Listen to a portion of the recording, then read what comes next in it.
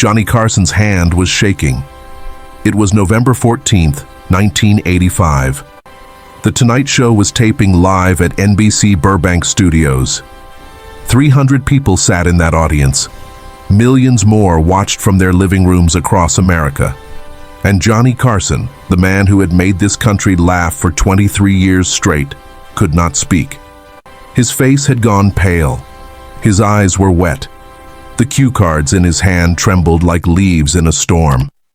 Ed McMahon stood up from his chair. The band stopped playing. The director's voice crackled through Johnny's earpiece, desperate and confused. "Johnny? Johnny, you're live! Talk to us!" But Johnny wasn't listening.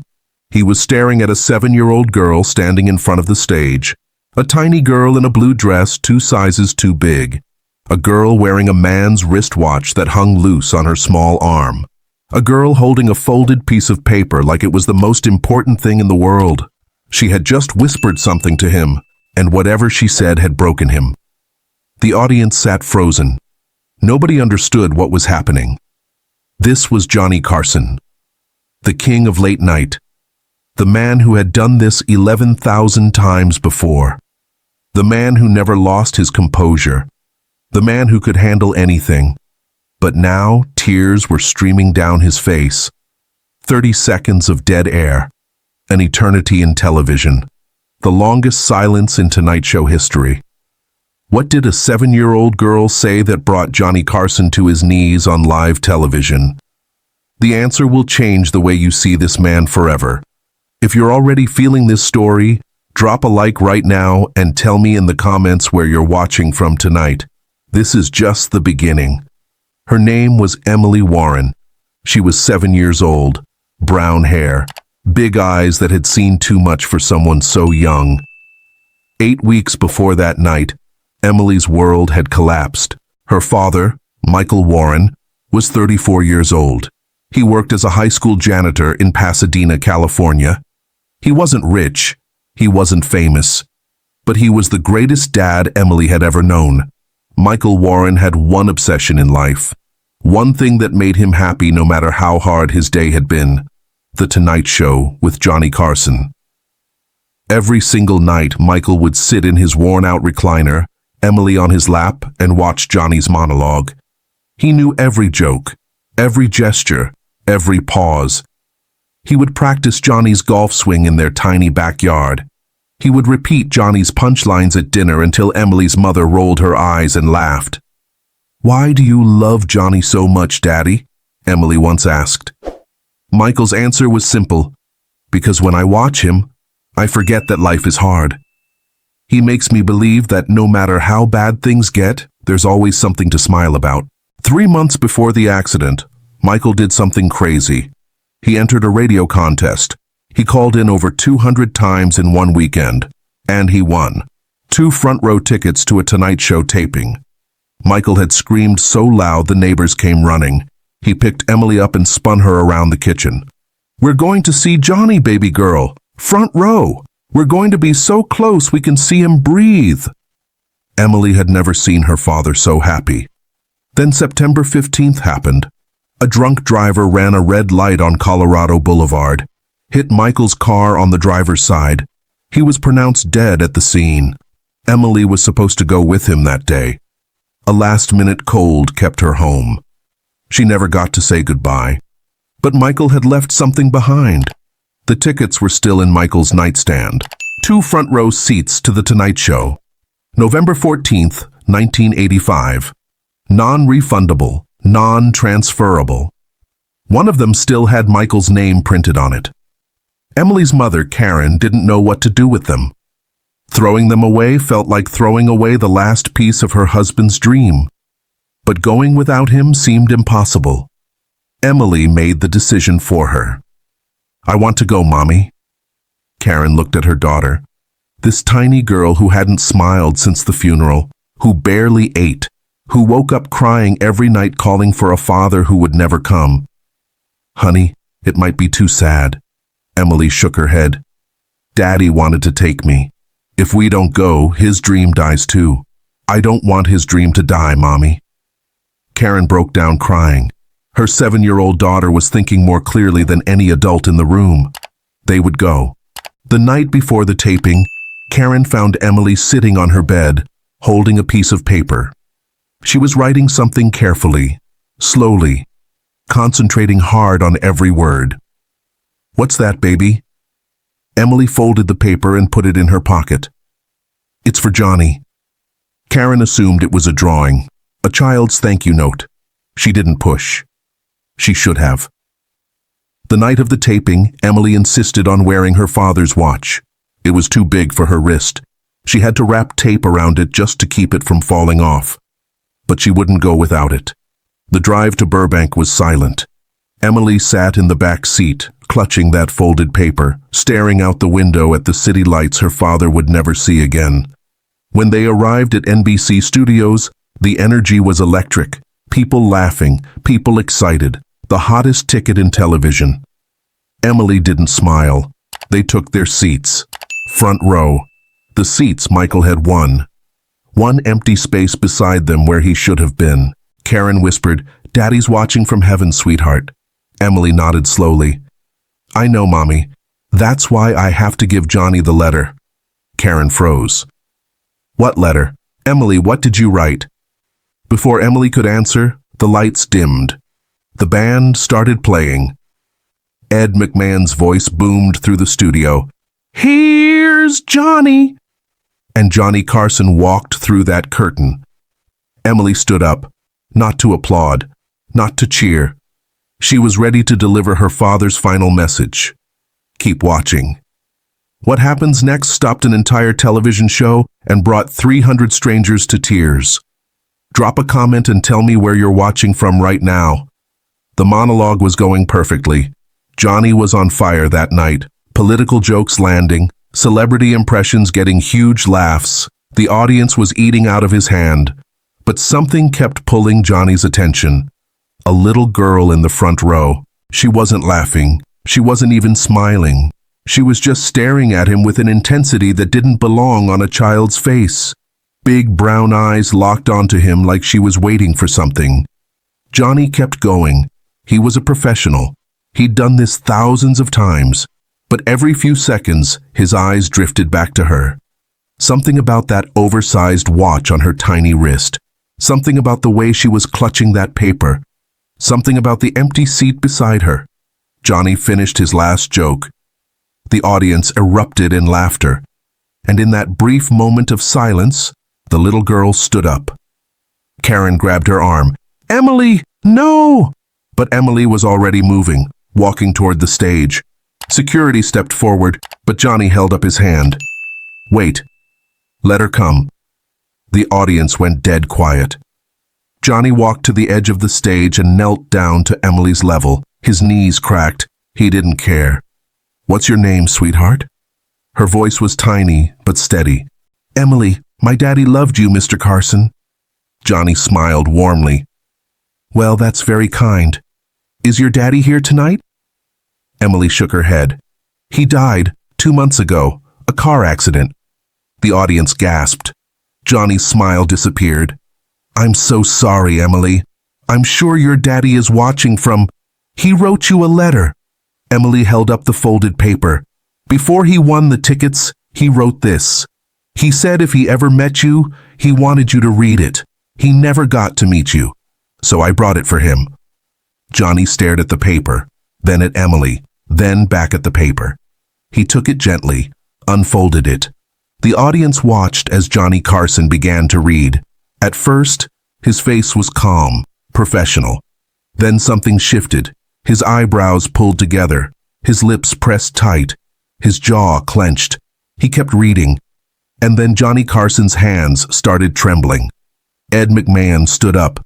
"Johnny?" The director's voice came through the earpiece. "Johnny, we're live. What's happening?" Johnny didn't respond. He couldn't. His eyes were filling with tears. He tried to speak. Nothing came out. The king of late night. The man who had entertained America for over 2 decades. The man who had never broken character on live television. Was crying. His shoulders shook. He covered his mouth with his hand.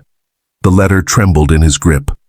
300 people sat in complete silence. Emily stepped closer. She reached out and touched Johnny's hand. "Daddy said you would understand, Mr. Carson. He said you were the only person in the world who would understand." Johnny looked at her through his tears. His voice cracked, barely a whisper. "Emily, your father, I had no idea." What was in that letter? What did Michael Warren write that shattered Johnny Carson on live television?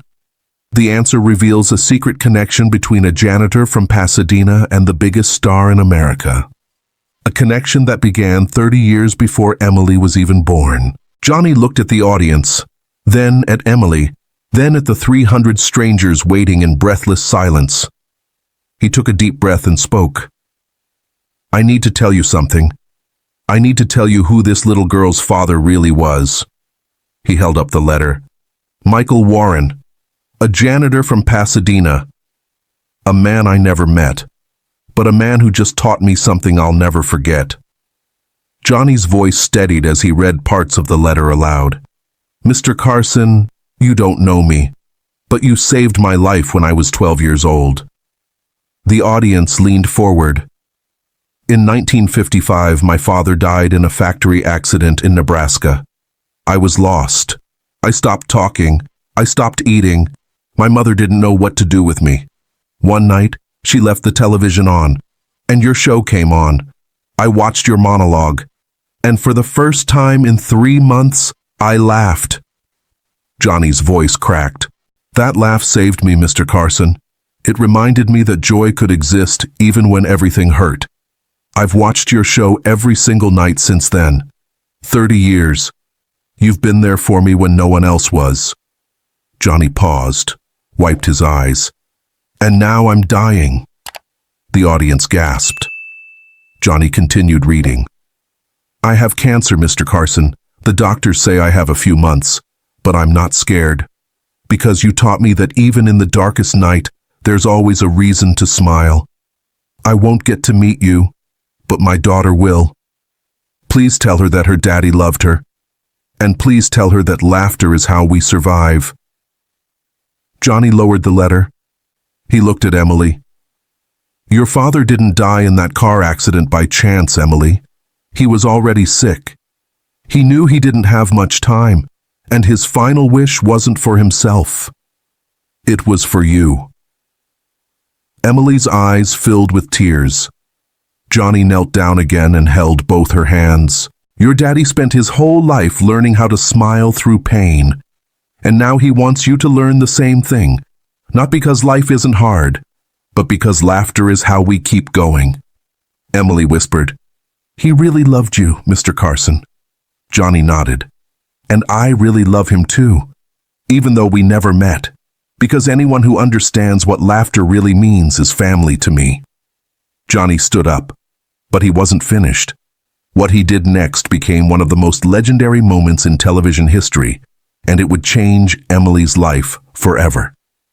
If this story is hitting you right now, smash that subscribe button and comment where you're watching from. The ending is coming. Johnny reached into his jacket pocket. He pulled out his signature pocket square, navy blue with white edges, the same one he'd worn for over a decade. He folded it carefully and placed it in Emily's hands. "I want you to have this, Emily. Every night I do this show, I wear one of these. Whenever you miss your daddy, hold this and remember that somewhere out there, someone is trying to make people smile, just like your father wanted." Emily clutched it like it was made of gold. Johnny stood and walked her back to Karen. Karen was sobbing, unable to speak. Johnny leaned in and whispered, "Your husband was a hero, ma'am. Emily's going to be just fine." He turned to the audience. "We're going to take a short break, folks, but I want you to remember something tonight. The people who love us never really leave. They just find new ways to reach us. Michael Warren reached me tonight through a letter and the bravest little girl I've ever met." The audience erupted into a standing ovation. 300 strangers, crying, clapping, some hugging each other. During the commercial break, Johnny asked his producer to bring Emily and Karen backstage after the show. When they arrived, Johnny had one more gift, a framed photo of himself, signed personally. The inscription read, "For Emily and Michael Warren. Your daddy taught me something tonight. Keep laughing forever. With love, Johnny Carson." Then Johnny made a promise. "Emily, every year on your birthday I'm going to dedicate a joke to your father, so wherever you are, you'll know that someone remembers him." Johnny kept that promise every single year, until the day he retired. Emily Warren is 46 years old today. She works as a grief counselor in Los Angeles. She specializes in helping children who have lost parents. Every day, she uses her father's story to show them that healing is possible. On her office wall hangs Johnny's pocket square in a gold frame. Next to it, the signed photograph. And beside that, a copy of her father's letter. She still wears Michael's watch. It fits now. Every year on her birthday, Emily watches old Tonight Show reruns, and she tells her patients the same thing Johnny told her that night. Laughter isn't about forgetting pain, it's about surviving it. Johnny Carson died in 2005. When Emily heard the news, she wrote a letter to his widow, Alexis. A month later, Alexis replied, "Johnny never forgot you, Emily. He talked about that night often. He said your father's letter reminded him why he did what he did for 30 years. Not to be famous, but to help people smile when smiling felt impossible." Today, Emily's daughter is 7 years old, the same age Emily was that night. They watched the tape together last year. NBC had given Emily a digital copy decades ago. Her daughter asked, "Did Johnny really cry, Mommy?" Emily smiled. "Yes, baby, because my daddy's words reached him. And that's what love does. It reaches people even when we're gone." If this story moved you, subscribe and share it with someone who needs to hear it today. What moment of unexpected kindness changed your life? Tell me in the comments. Drop a comment and tell me where you're watching from right now. And remember, even in your darkest night, there's always a reason to smile.